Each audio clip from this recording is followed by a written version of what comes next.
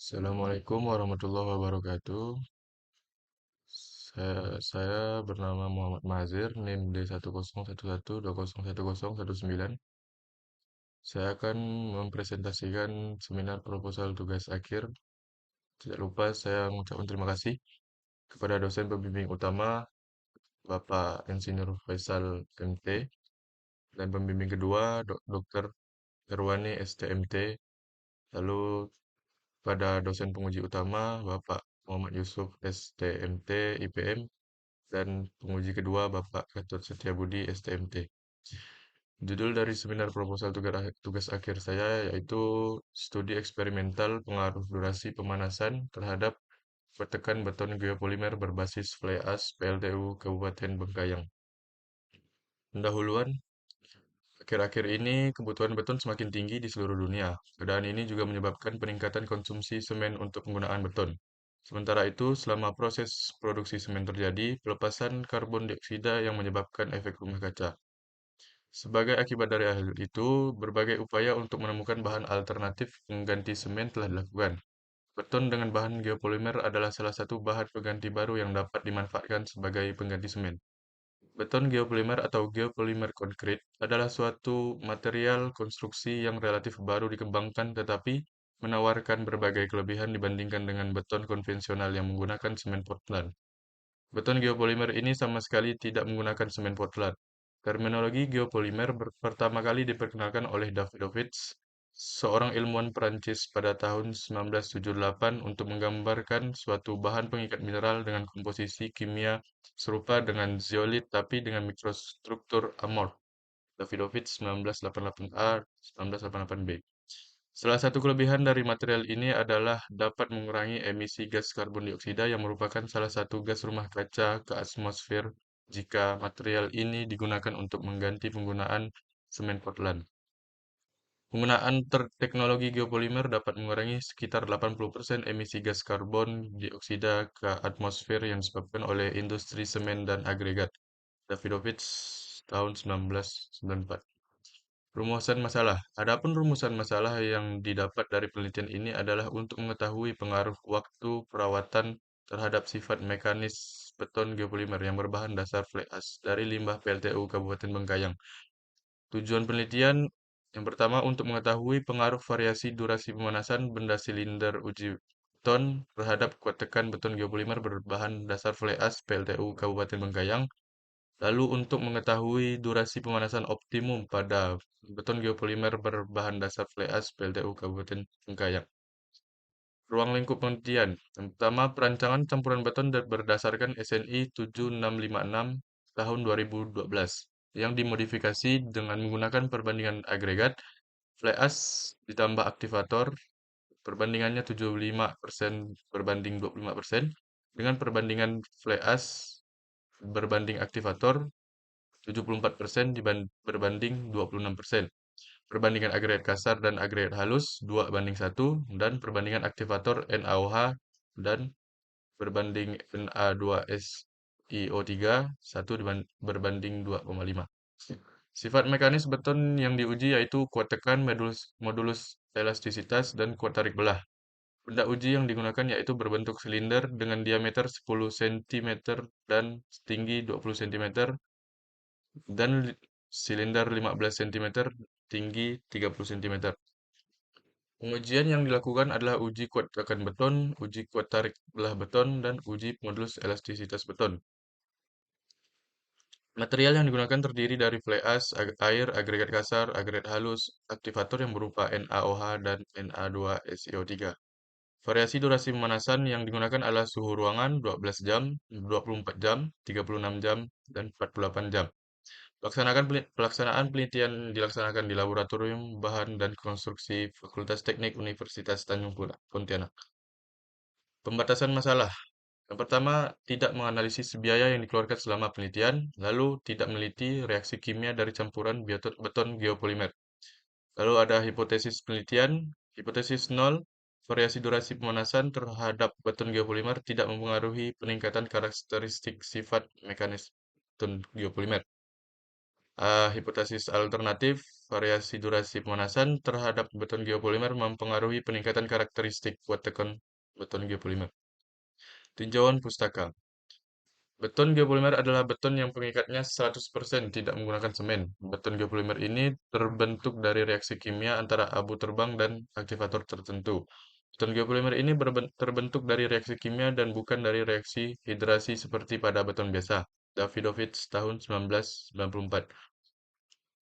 Dalam pembuatan geopolimer, dibutuhkan larutan alkali yang berfungsi sebagai pengaktif reaksi polimerisasi dari silika dan alumina yang terkandung dalam abu terbang. Larutan alkali yang biasanya digunakan dalam beton geopolimer adalah sodium hidroksida atau kalium hidroksida dengan sodium silikat Juan DKK dan kawan-kawan tahun 2017. Menurut Zhang dan kawan-kawan 2008, dari hasil penelitian selama lebih dari 30 tahun, dapat diketahui bahwa beton geopolimer ini memiliki beberapa keunggulan, yaitu sebagai berikut. Yang pertama, penghematan energi dan melindungi lingkungan. Berbanding beton geopolimer tidak memerlukan konsumsi energi yang besar seperti pada beton konvensional biasa. Beton geopolimer ini juga tidak memancarkan CO2 ke udara sehingga dapat mengurangi efek pemanasan global. Lalu ada memiliki volume yang stabil karena penyusutan yang terjadi 4/5 kali lebih rendah jika dibandingkan beton konvensional. Lalu kekuatannya dicapai dalam waktu yang singkat karena kekuatan tekan beton ini mampu mencapai 70% dalam waktu 4 jam pertama.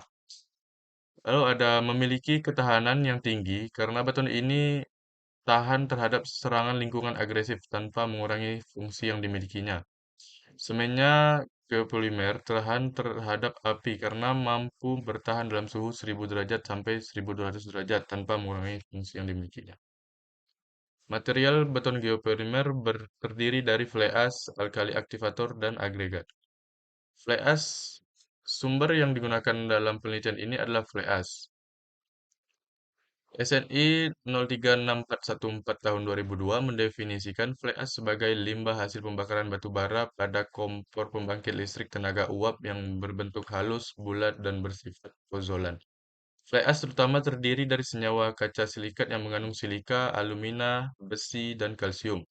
Pada umumnya, fly ash dapat dibagi dalam dua kelas berdasarkan sumber batu bara yaitu kelas F dan C. Menurut ASTM C618 tahun 2008. Fly ash kelas F jika menggunakan batu bara jenis anthracite atau bituminous. Jenis ini mengandung oksida CaO kurang dari 10% dan jumlah SiO2 plus A2I3 plus Fe2O3 lebih dari 70%. Fly ash kelas C jika menggunakan batu bara jenis lignit atau subbituminous. Jenis ini mengandung oksida CaO lebih dari 10% dan jumlah SiO2 plus Ai2O3 plus Fe2O3 lebih dari 50%.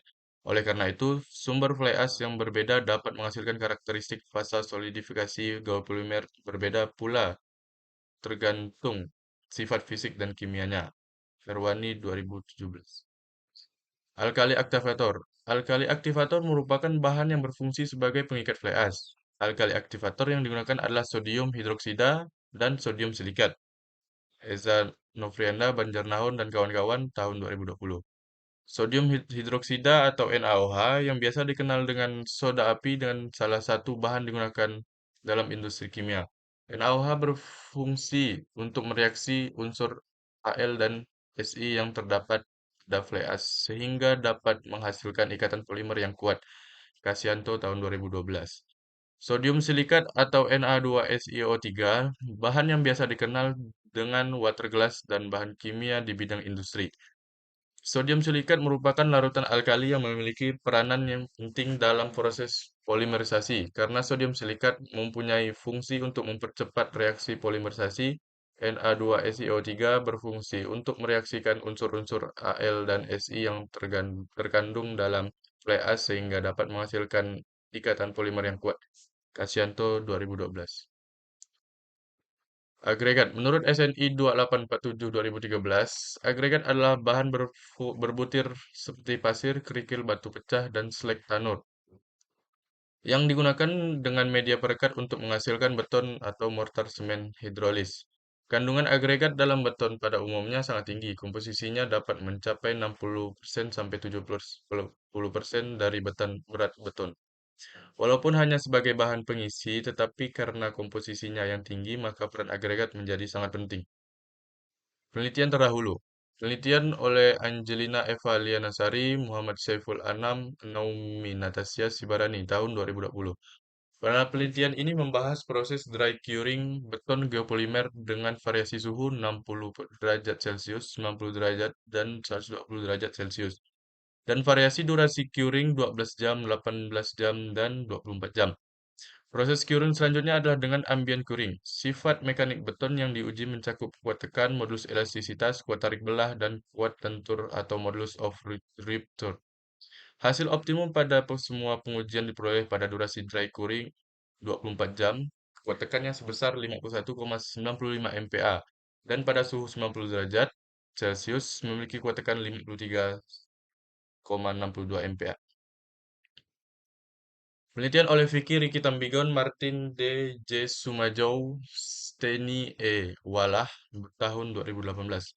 Pada penelitian ini, meskipun beton geopolimer tidak menggunakan semen seutuhnya, maka dalam penelitian ini akan dilakukan penambahan semen pada beton geopolimer untuk membuat kekuatan beton meningkat pada perawatan temperatur ruangan tanpa perawatan pada temperatur tinggi.